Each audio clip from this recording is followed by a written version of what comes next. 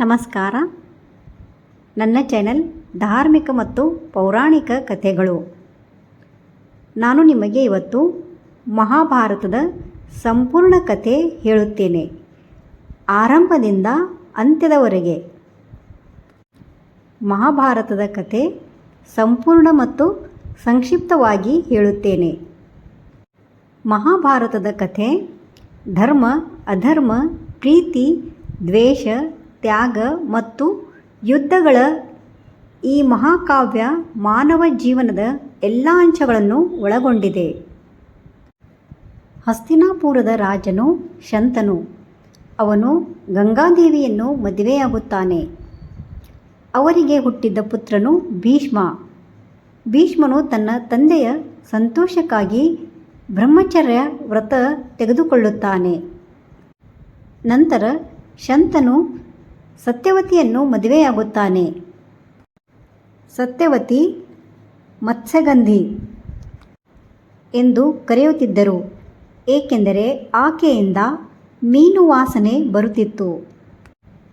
ಸತ್ಯವತಿ ಮತ್ತು ಶಂತನು ಅವರ ಮಕ್ಕಳು ಚಿತ್ರಾಂಗದ ಮತ್ತು ವಿಚಿತ್ರವೀರ್ಯ.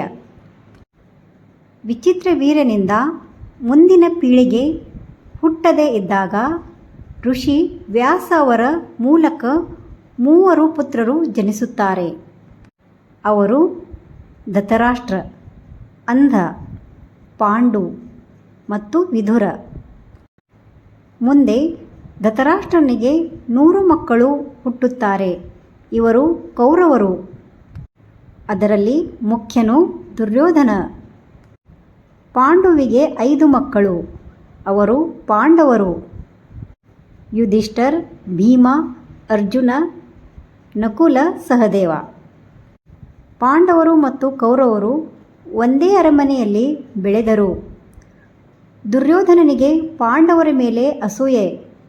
ಭೀಮನನ್ನು ವಿಷ ನೀಡಿ ಕೊಲ್ಲಲು ಯತ್ನ ಹಾಗೂ ಲಾಕ್ಷಾಗೃಹದಲ್ಲಿ ಸುಡುವ ಯತ್ನ. ಇದರಲ್ಲಿ ದುರ್ಯೋಧನ ವಿಫಲನಾಗುತ್ತಾನೆ. ದ್ರೌಪದಿಯ ಸ್ವಯಂವರ. ಅರ್ಜುನನು ಸ್ವಯಂವರದಲ್ಲಿ ಗೆದ್ದು ದ್ರೌಪದಿಯನ್ನು ಮದುವೆಯಾಗುತ್ತಾನೆ. ಆಕೆ 5 ಪಾಂಡವರಿಗೆ ಪತ್ನಿಯಾಗುತ್ತಾಳೆ. ಮುಂದೆ ದುರ್ಯೋಧನನು ಶಕುನಿಯ ಸಹಾಯದಿಂದ ಯುಧಿಷ್ಠರನ್ನು ಪಾಸ ಆಟಕ್ಕೆ ಆಹ್ವಾನಿಸುತ್ತಾನೆ, ಅಂದರೆ ಜೂಜಾಟಕ್ಕೆ. ಈ ಜೂಜಾಟ ದುರ್ಯೋಧನ ಮತ್ತು ಅವನ ಮಾಮ ಶಕುನಿ ಕಪಟದಿಂದ ಆಡಿದ್ದರು. ಶಕುನಿ ತನ್ನ ಕುತಂತ್ರದಿಂದ ಪಾಂಡವರನ್ನು ಸೋಲಿಸುತ್ತಾನೆ. ಯುಧಿಷ್ಠರನು ಎಲ್ಲವನ್ನೂ ಕಳೆದುಕೊಳ್ಳುತ್ತಾನೆ: ರಾಜ್ಯ, ಸಹೋದರ, ತನ್ನನ್ನೇ ತಾನೇ ಮತ್ತು ಕೊನೆಗೆ ದ್ರೌಪದಿಯನ್ನು ಕೂಡ ಕಳೆದುಕೊಳ್ಳುತ್ತಾನೆ. ಸಭೆಯಲ್ಲಿ ದ್ರೌಪದಿಯ ಅವಮಾನವಾಗುತ್ತದೆ, ಆದರೆ ಶ್ರೀಕೃಷ್ಣ ಆಕೆಯನ್ನು ರಕ್ಷಿಸುತ್ತಾನೆ. ವನವಾಸ ಮತ್ತು ಅಜ್ಞಾತವಾಸ. ಆಟದಲ್ಲಿ ಸೋತು ಪಾಂಡವರು 13 ವರ್ಷಗಳ ವನವಾಸ ಅನುಭವಿಸುತ್ತಾರೆ. ಅಂತಿಮವಾಗಿ 1 ವರ್ಷ ಅಜ್ಞಾತವಾಸ ಮುಗಿಸಿ ಮರಳಿ ಬರುತ್ತಾರೆ. ಯುದ್ಧ ತಪ್ಪಿಸಲು ಶ್ರೀಕೃಷ್ಣ ಶಾಂತಿದೂತನಾಗಿ ಹೋಗುತ್ತಾನೆ. ಪಾಂಡವರಿಗೆ ಕೇವಲ 5 ಗ್ರಾಮ ಕೇಳುತ್ತಾನೆ, ಆದರೆ ದುರ್ಯೋಧನ ಒಪ್ಪುವುದಿಲ್ಲ. ಮುಂದೆ ಯುದ್ಧ ಆರಂಭವಾಗುತ್ತದೆ. ಈ ಯುದ್ಧ 18 ದಿನಗಳು ನಡೆಯುತ್ತದೆ. ಇದು ಧರ್ಮ ಮತ್ತು ಅಧರ್ಮದ ಮಹಾಯುದ್ಧ. ಭಗವದ್ಗೀತೆ. ಅರ್ಜುನ ಮತ್ತು ಶ್ರೀಕೃಷ್ಣನ ಸಂವಾದ. ಯುದ್ಧ ಪ್ರಾರಂಭವಾಗುವ ಸಮಯದಲ್ಲಿ ಅರ್ಜುನನು ತನ್ನ ಬಂಧುಗಳು, ಗುರುಗಳು, ಸ್ನೇಹಿತರನ್ನು ನೋಡಿ ಮನಸ್ಸು ಕುಗ್ಗುತ್ತದೆ. ಅವನು ಶ್ರೀಕೃಷ್ಣನಿಗೆ ಹೇಳುತ್ತಾನೆ, ನಾನು ನನ್ನವರನ್ನೇ ಹೇಗೆ ಕೊಲ್ಲಲಿ? ಇದು ಧರ್ಮವೇ? ಅರ್ಜುನನು ತನ್ನ ಧನಸ್ಸು ಕೆಳಗೆ ಇಡುತ್ತಾನೆ. ಆವಾಗ ಶ್ರೀಕೃಷ್ಣನು ಉಪದೇಶ ಮಾಡುತ್ತಾನೆ. ಅರ್ಜುನ, ನೀನು ಶೋಕ ಮಾಡುತ್ತಿರುವವರು ಶೋಕಕ್ಕೆ ಅರ್ಹರಲ್ಲ. ಶ್ರೀಕೃಷ್ಣನು ಆತ್ಮದ ತತ್ವವನ್ನು ವಿವರಿಸುತ್ತಾನೆ. ಆತ್ಮ ಶಾಶ್ವತ, ದೇಹ ನಾಶವಾಗುತ್ತದೆ, ಜನನ ಮತ್ತು ಮರಣವು ಸಹಜ. ಕೃಷ್ಣನು ಹೇಳುತ್ತಾನೆ, ನಿನ್ನ ಕರ್ತವ್ಯವನ್ನು ಮಾಡು, ಫಲದ ಆಸೆ ಬಿಡು.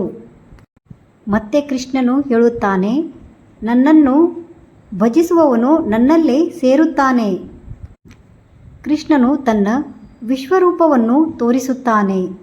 ಸಾವಿರಾರು ಮುಖಗಳು, ಅನಂತ ಶಕ್ತಿ, ಎಲ್ಲ ಲೋಕಗಳು ಅವನಲ್ಲಿವೆ. ಅರ್ಜುನ ಭಯ ಮತ್ತು ಭಕ್ತಿಯಿಂದ ನಡುಗುತ್ತಾನೆ. ಕೃಷ್ಣನು ಸ್ಪಷ್ಟವಾಗಿ ಹೇಳುತ್ತಾನೆ, ನಿನ್ನ ಧರ್ಮಯುದ್ಧ ಮಾಡುವುದು, ಅಧರ್ಮದ ವಿರುದ್ಧ ಹೋರಾಡುವುದು ತಪ್ಪಲ್ಲ. ಎಲ್ಲ ಧರ್ಮಗಳನ್ನು ಬಿಟ್ಟು ನನ್ನಲ್ಲಿ ಶರಣಾಗು.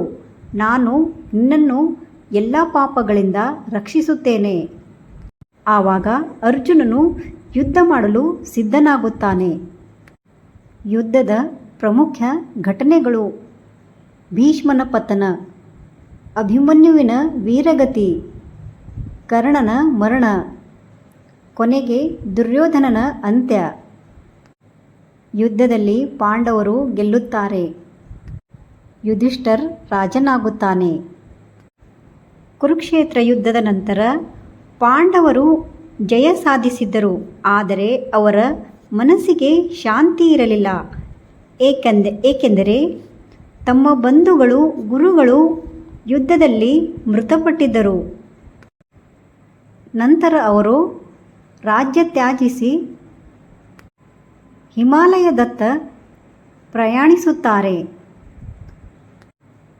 5 ಪಾಂಡವರು ಮತ್ತು ದ್ರೌಪದಿ ಅವರು ಹಿಮಾಲಯ ಕಡೆಗೆ ಪ್ರಯಾಣಿಸುತ್ತಿದ್ದಾಗ ಒಬ್ಬರಾಗಿ ಎಲ್ಲರೂ ಕೆಳಗೆ ಬೀಳುತ್ತಾರೆ.